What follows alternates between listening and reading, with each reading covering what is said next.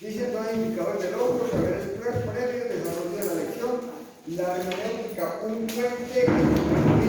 ¿Cuál es la ley? El histórico, el cultural, el lingüístico, el geográfico, el abismo doctrinal y el abismo doctrinal teológico. Definición de las clases de hermenéutica, exégesis o exégesis. ¿Listo? ¿Qué es exégesis y qué es exégesis? Las reglas para la correcta interpretación bíblica. Hasta ahí la lección número 3. Luego tenemos la lección número 4. La hermenéutica es otra área. Tenemos indicadores de logro, saberes previos, desarrollo de la lección, el canon. Ya no he oído hablar la palabra canon. Sí, canon. Viene de la calle. ¿A dónde es la mina? ¿Dónde trabajé en la mina? ¿Dónde trabajé yo? No, canon no. Aunque yo trabajé, este es la canon, ¿verdad? Este es canon, ¿no?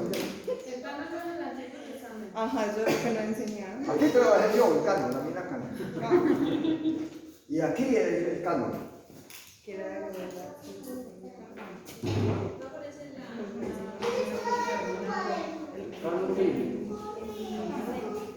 Bueno, entonces. Vamos en la lección 4, hermanos. Vamos en la lección número 4. Estamos leyendo la introducción. Estamos leyendo los contenidos para que nos familiaricemos con los temas. ¿Qué es abismo? Como a lo que vamos a caer. Cuidado. Y aquí dice el abismo.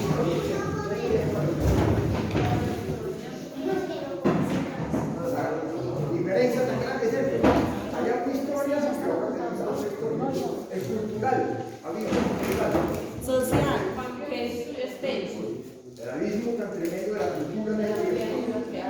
Ya bien. Es que Jesucristo nace en este tiempo y no hay problema con el abismo cultural.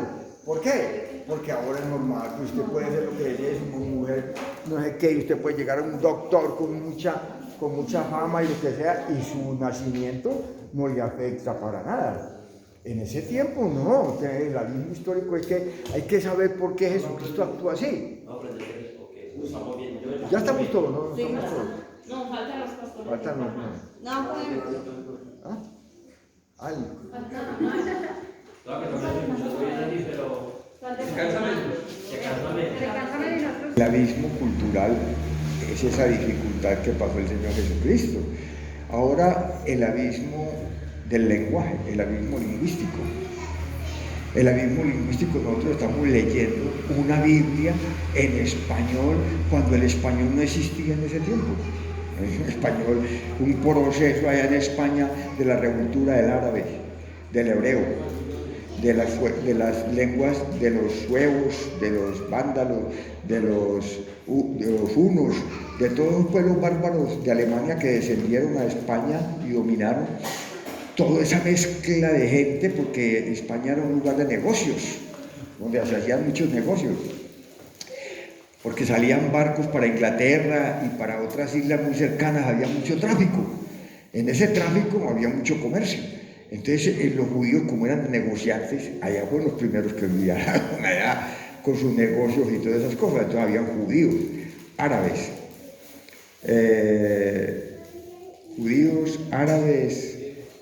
griegos, todos de la península itálica, los romanos, todo eso, de ahí más cerquita estaban todavía. Y esas tribus bárbaras que habían ahí, había una cantidad pues, de comercio tremenda. Ellos, para entenderse en su lenguaje, se va mezclando. El uno habla una cosa, el otro habla la otra. Entonces, para hablar de un objeto, de libro, entonces este tiene que hablar book en inglés, el otro tiene que hablar lek en árabe, el otro tiene que hablar libro en español. Entonces se hace una mezcla de el sentido. No olvide que tenemos que hablar del sentido. Para dar el sentido del texto que querían, daban un significado acorde al libro, pero el idioma se iba adaptando, porque significante y significado son arbitrarios. Antes que se me olvide eso, vamos a ver también esto de significante y significado. Los que producen el sentido son el significante y el significado. Estos dos producen el sentido. El significante es cualquier expresión que usted hable. ¿Cómo llama esto? Una tula. Es un significante. ¿Qué significa tula? Un objeto para cargar. Un objeto para cargar objeto, un objeto para cargar objeto, un recipiente, más bien, un recipiente para cargar objeto. Ese es el sentido para cargar, sirve para cargar exclusivamente el sentido, pero el significante cambia. ¿Usted la llama cómo? ¿Usted? ¿Cómo la llama usted? Mochila, bolso. ¿Qué más? Mochila dice la niña. Esto tiene por ahí 10. Tiene 10 significantes, pero con el mismo significado. Entonces, el significante y el significado son arbitrarios, pero son indispensables, se llaman el uno al otro. No puede existir significante sin significado. No puede existir. Entonces, sí, así el significante sea múltiple, el significado es uno. Y tiene que existir el significante, ponga el que sea. Entonces, significante y significado se llaman, se atraen, son necesarios, son indispensables, pero significante y significado son arbitrarios. En el entendimiento de la unicidad de Dios, cuando veamos unicidad, si me toca a mí, que tenemos que retomar hermenéutica, tenemos que ver eso del significante y significado, porque el significado en Cristo es lo que interesa, el significante no. ¿Por qué? Porque el significante es arbitrario, es múltiple. Cordero, rey, sacerdote, Cristo, que es ungido, abogado, camino, maestro, vida, pan, luz. Hágale, yo, y terminamos. Por ahí 80, 100, los que usted quiera, ¿cierto? Pero el significado, ¿cuántos significados hay para Cristo? ¿Cuál? Dios. Salvador. Oye, hermano, el que es, póngale lo que usted quiera. Si es Salvador, claro que es muy importante Salvador, porque Cristo es el ungido, listo. Pero quedan otras cosas por fuera. Pero el significado es yo soy el que soy. Por eso dice los 10 yo soy de San Juan. Juan tiene los 10 yo soy. La perfección. ¿Sí? Entonces yo soy el pan de vida, yo soy el camino, la verdad y la vida, yo soy la luz, yo soy, bueno, él primero hizo y después enseñó. Entonces hace el milagro, multiplica los panes y dice yo soy el pan de vida, ¿cierto? Y luego habla también del buen pastor. Bueno, listo. Ese significado que tiene Cristo lo pone en numerología. En 10, ¿por qué en 10? Porque 10 es el número perfecto en el círculo, o sea, en el periodo de tiempo. Cuando usted dice, no, llegó el número 10, o sea, ya no hay más para allá, ya se completó. La completud en el tiempo y en los círculos que se empiezan, se cierran con el número 10. El 12 es perfecto en número gubernamental, hablando de gobierno, el 12.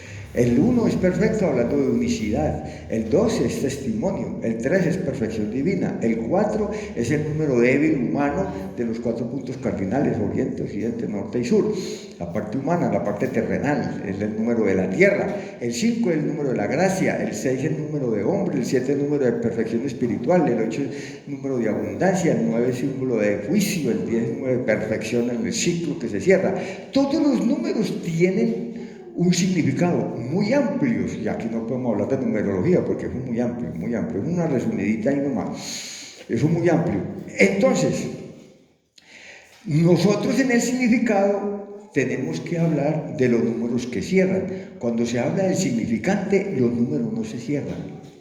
No, cuando hablamos del significado, el número se cierra. Por este Trinitario tan de la olla, ellos no entienden eso, la hermenéutica de nosotros es perfecta. A mí me critican porque hablo de los trinos, menos mal que no hay aquí en este día. Una vez fui a Valpagar a enseñar y había 3 trinitarios y se enojaban conmigo en el Instituto Bíblico porque los eché. Pero, ay, si de pronto algún día se convierten por lo que les dije, pues no sé, en todo caso. No volvieron. y que fue culpa mía, ya, yo no tengo la culpa de significado es único. El significado es único, es único.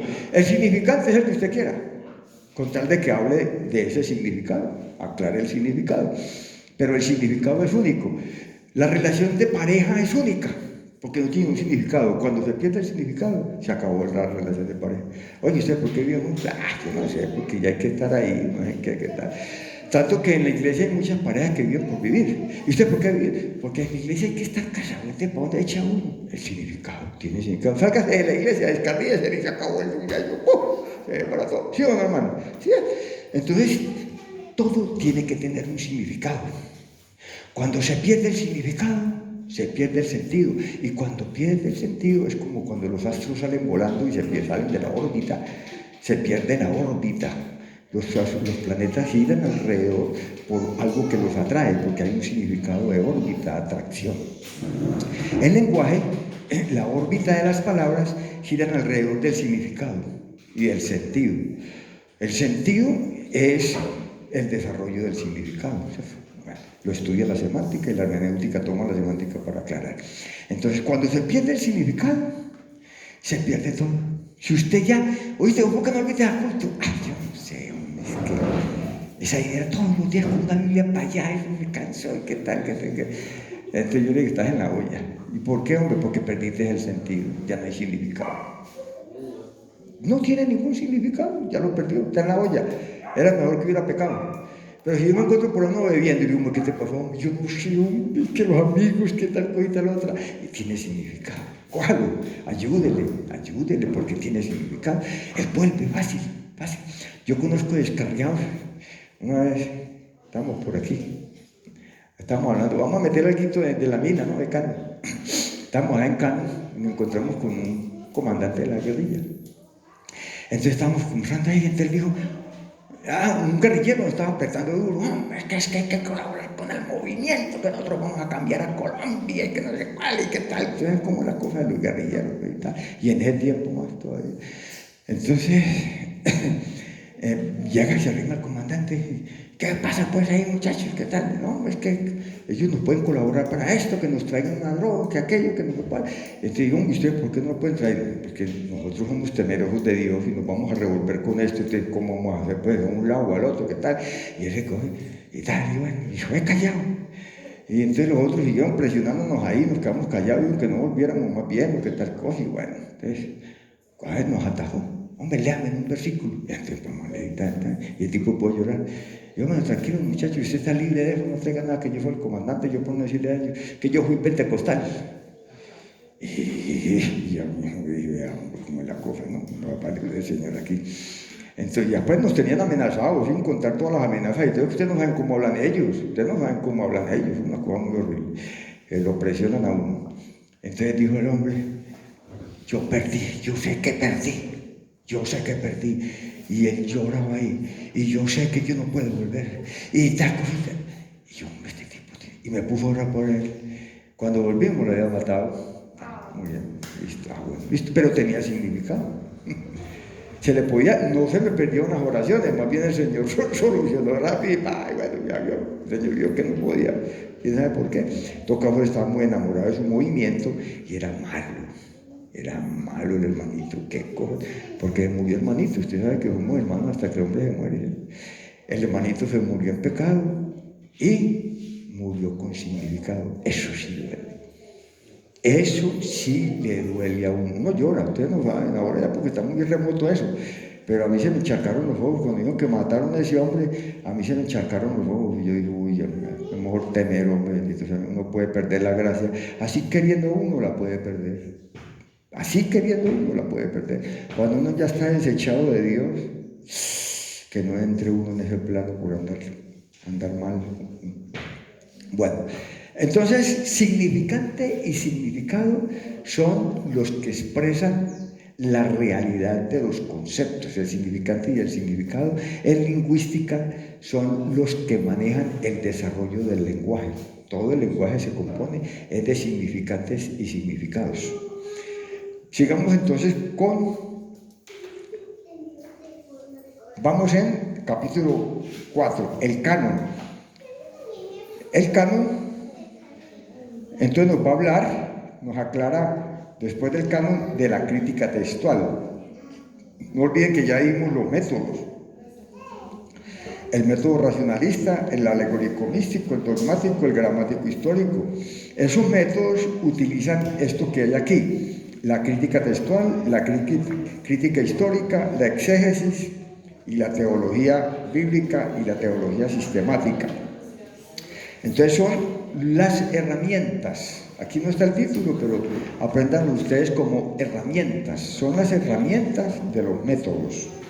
Ustedes saben que cuando vamos a hacer un oficio en la cocina, como hablamos de método ahora, usted tiene que tener herramientas. Una cuchara, una olla, el fuego. ¿Sí? Entonces, esto de la crítica textual, la crítica histórica, la exégesis, son herramientas que utilizan los métodos.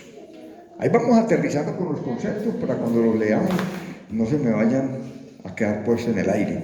Entonces, estas son las herramientas. Lección 5.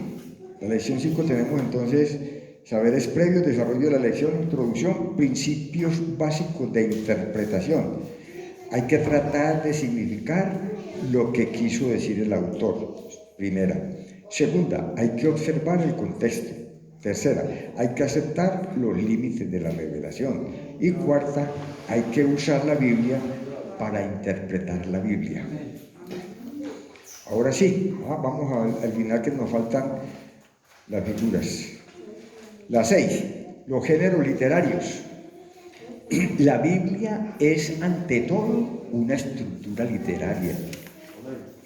Ustedes saben que uno para expresar el lenguaje necesita una estructura. Un teatro, unos artistas, cuando van a presentar un drama, primero que todo tienen que tener un ambiente o un marco que desenvuelva el sentido que van a dar. Entonces una película muestra ciertos paisajes que usted no los percibe mismo, pero entonces están en San Diego, en la ciudad de San Diego. Entonces sabe que San Diego es una ciudad de agitación, de atracos, de malos negocios y no sé qué. Y entonces la mente ya entra dentro de ese contexto, que están en Los Ángeles o están en San Diego o que están en Nueva York. Entonces la misma película va mostrando esos contextos para poder dar el sentido que se va a desarrollar. Así la Biblia no se interpreta nada más por el texto. Como decíamos ahora, el texto bíblico no es lo que quiere decir solamente el autor, es lo que quiere decir el autor. Es una contradicción aparente. Yo hablo en esos términos porque hay cosas que son contradictorias, pero que se aclaran. No son contradictorias, pero sí son contradictorias. Es una paradoja. ¿Ah? Una paradoja. Una paradoja es que hay cosas que son y no son. Oye, esa mujer es muy mala, sí, es muy mala, pero no es mala. ¿Cómo así que no es muy mala? Entonces usted la aclara. Acláreme pues esa paradoja. Hay muchas paradojas en la vida, ¿cierto? Un ejemplo de paradoja de ustedes para que lo entiendan. Hay muchas paradojas. El evangelio es bueno y el evangelio es malo. ¿O no? Una paradoja. Entonces dije, bueno, explíqueme la paradoja. ¿Por qué es bueno y por qué es malo? Es una paradoja, ¿sí o no? Hay muchas paradojas. Entonces en la Biblia hay paradojas. Es el contexto, lo que se quiere decir. Hay que preguntar siempre el sentido. El significado y el sentido es lo que hay que perseguir en la hermenéutica. Para eso es la hermenéutica. Sí. Es como según se divida. Si de aquí para allá pienso que algo es malo y aquí es bueno. Entonces, para mí siempre va a ser bueno, para que es malo. Y es malo y bueno. Es malo y bueno, pero depende del contexto. O sea, ¿por qué es bueno y por qué es malo? El evangelio es malo para el impío. Es muy malo. ¿Por qué? Porque pierde que plata. Ellos dicen que pierden plata porque le roban plata. Le llevan a la mujer y no le dejan tomar traguito y pasar bien rico. El evangelio es malo. Pero si viene aquí adentro, ¿cómo es el evangelio? Paz, gozo, bondad. Porque tiene contexto. Porque tiene contexto. Es subjetivo, correcto. La paradoja es subjetiva. Pues yo, en mi contexto. Sí. El evangelio tiene, o sea, es bueno y es malo, pero en el sentido de que el evangelio es todo el medio para la salvación, pero también para juicio para las que no creen. Es muy malo. Exactamente. Eso es lo que es la paradoja. La paradoja es según el contexto. Entonces, la Biblia trae esas paradojas. La Biblia tiene esa figura de dicción que es paradójica, tiene mucha paradoja. Una de las paradojas que yo le digo a usted es que hay que tener en cuenta lo que dice el autor, lo que el autor interpreta, pero no hay que tener en cuenta el autor. Hay que tener en cuenta el autor siempre y cuando vaya. Yo les puse, no sé por qué borré aquí, que nosotros tenemos una llave, la llave de la hermenéutica, nosotros tenemos una llave. Si esta llave no se abre, si todo no va ahí, si todo no radica ahí, nuestra hermenéutica no pasa de ser trinitaria. Aguantes aquí, no pasa de ser trinitaria, ¿sí? Una hermenéutica trinitaria. Ellos fueron los que escribieron de hermenéutica.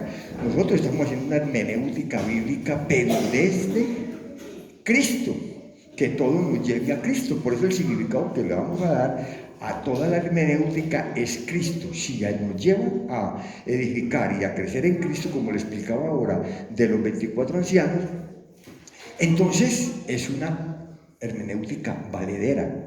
Porque para los trinitarios, los 24 ancianos son los ángeles y los apóstoles y no sé cuál y aquello y lo otro.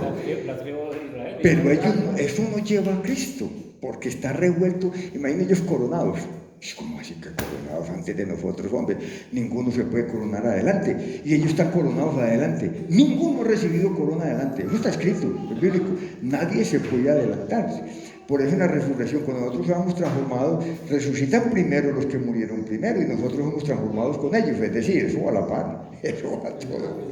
Va juntico, va juntico. Cuando haya arrebato, está viendo resurrección. Cuando haya arrebato, está viendo resurrección. Hermano, sobre lo de los 24 libros, que son los 24 ancianos. Entonces, bueno, decíamos para los que no están en contexto, de que la Biblia hebrea, de que el Señor Jesucristo le dijo a la samaritana que ella no tenía razón, porque ella le preguntó de dónde se había de adorar, si en el monte Gerizim o en Jerusalén. Ustedes saben que los judíos decían que era en Jerusalén. En la Biblia usted en toda parte que vayan cada año y hagan esta fiesta. Éxodo lo aclara muy bien y Deuteronomio. Hay que adorar en Jerusalén. Si un judío no adora en Jerusalén, no puede adorar en otra parte. Recuerden que cuando estaban en el cautiverio, Daniel, cuando iba a orar, ¿qué hacía? Abría las ventanas que daban a Jerusalén. Entonces, él simbolizaba a Jerusalén abriendo la ventana y transportándose. En ese tiempo, acuérdense que estamos en otro tiempo, después explicamos el tiempo de nosotros. Entonces, no, es que no lo estoy inventando, sino que hay que hacer hermenéutica del texto también para nosotros. Entonces, los judíos tenían la razón. Entonces la samaritana se vio interpelada por Jesucristo y le dijo que ellos no tenían la razón porque la salvación venía de los judíos. Entonces la salvación era Cristo. Entonces la salvación venía de un judío. Entonces lo que estaba diciendo es que era judío y que se dejara enseñar lo que él le quería enseñar. Entonces los judíos siempre han tenido la razón en la parte espiritual. Decíamos ahora, como el hermano me aclaró tan bonito, que decía que uno no puede subir el último escalón sin haber empezado por el primero, que ustedes como predicadores nunca digan que el Antiguo Testamento ya se acabó. Eso es un error muy garrafal desde la parte hermenéutica. Porque estábamos diciendo que un viejo no puede contar con su vejez si no pasó por la juventud. Entonces nunca existe lo nuevo sin lo viejo.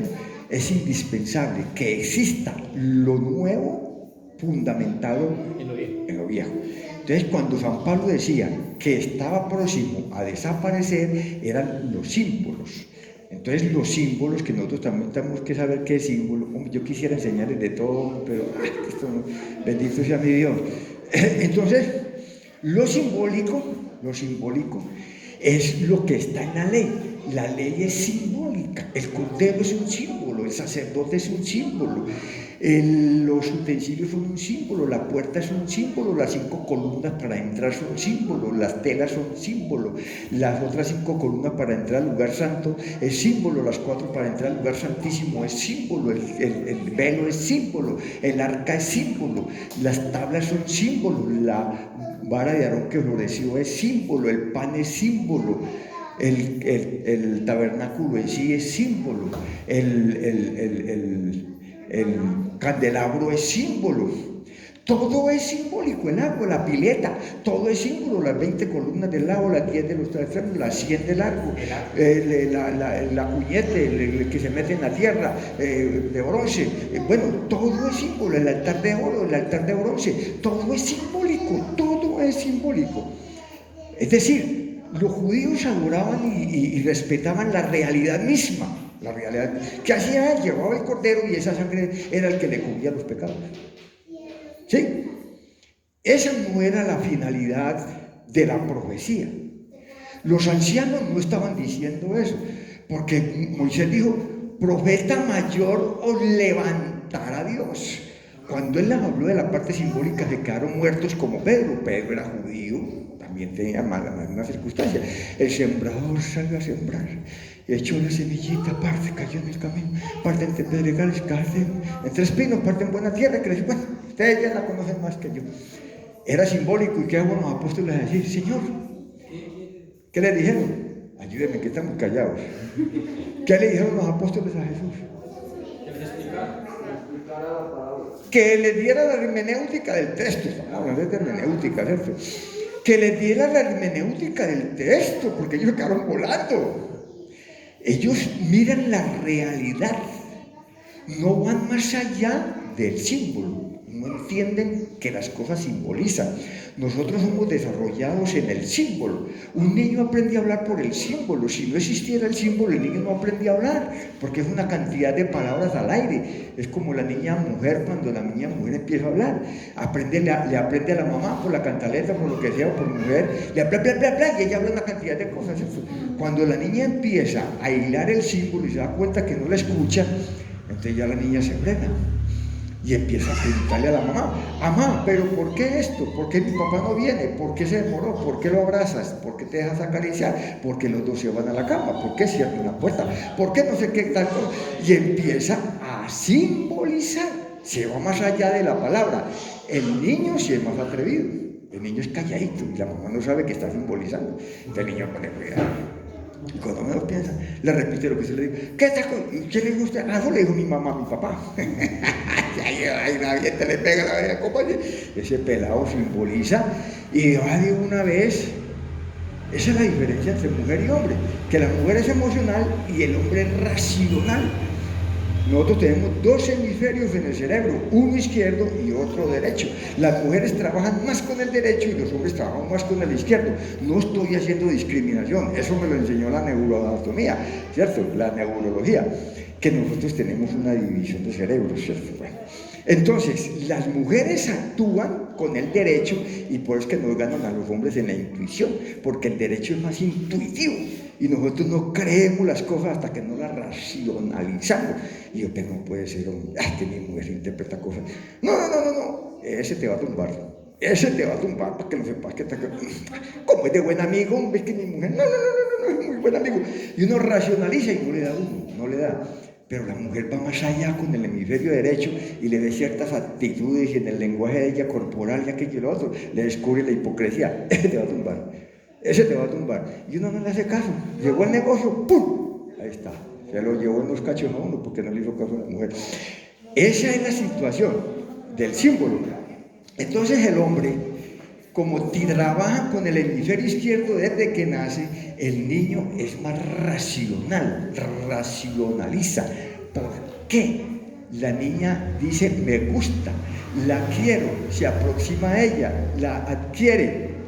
El niño es más rejugado, hace más distancia. El que llega nuevo a la casa, no todos, pero sí muchos, la niña la guarda, mira que está mi mamá y tengo allá por allá. El niño primero mira y chequea al tipo y lo mira y entonces el hombre se le acerca. Oye, vos estás contando. O cuando son viudas, eres un muchacho rejugado. Llega el hombre que enamoró a la muchacha y que no es que el niño ahí mismo se cuadra, este viene a quitármela, sí, a la misma razón. Pero si el tipo es astuto, entonces enamora al muchacho, vamos a jugar pelota y que es amigo mío, te lo engaña porque él racionaliza, quiere jugar balón y juegan y después le presenta a la mamá, venga, yo le presento a mi mamá y lo lleva a tomar agua a la casa, ese le da la entrada. Pero el niño tiene que racionalizar. Si el niño no racionalizara, no había diferencias entre el hombre y la mujer, pero hay esa diferencia. Entonces, nosotros en el símbolo, cuando empezamos a producir el símbolo, tiene que atravesar por esa situación de significante y significado. Los significantes que le dan al niño tienen que tener un significado. Entonces él empieza a coger los significados de los significantes adultos. Entonces coge un caballito y dice, este es mi caballito, y entonces lo pinta de lo que sea, y si no lo pinta dice, este es mi caballo alazán y tal, y lo amarra y lo lleva a comer pasto. ¿Usted no les ha tocado eso? Bueno, no sé qué muchachos ya hay distinto, pero hasta donde me tocó a mí, yo llevaba mi caballito a comer pasto y le tenía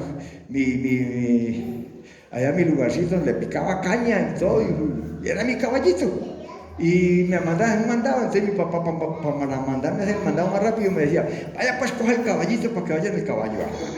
Él me daba, ¿cómo que dice? Me daba coba, me daba qué. Bueno, yo arrancaba por mi caballito, le estaba dando importancia a mi caballito. Y el que le diera importancia a mi caballito era amigo mío, pero el que me cogiera ese palo sin permiso para otra cosa destinada. Ahí mi mamá la cogió para tirarle a una gallina.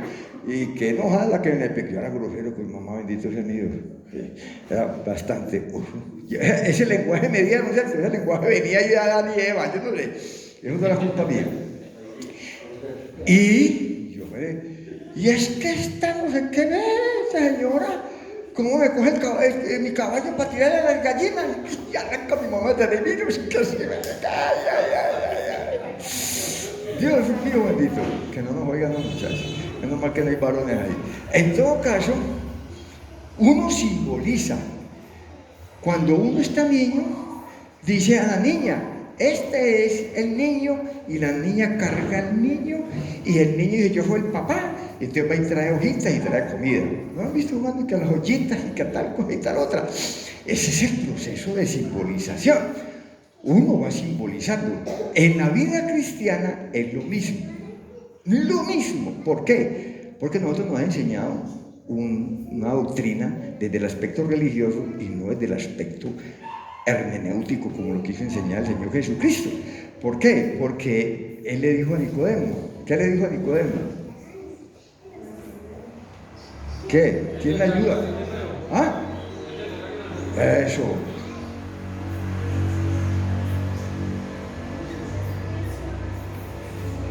Este es el secreto, vean. Nacer. Eso fue lo que hicieron los apóstoles. Tuvieron que volver a simbolizar.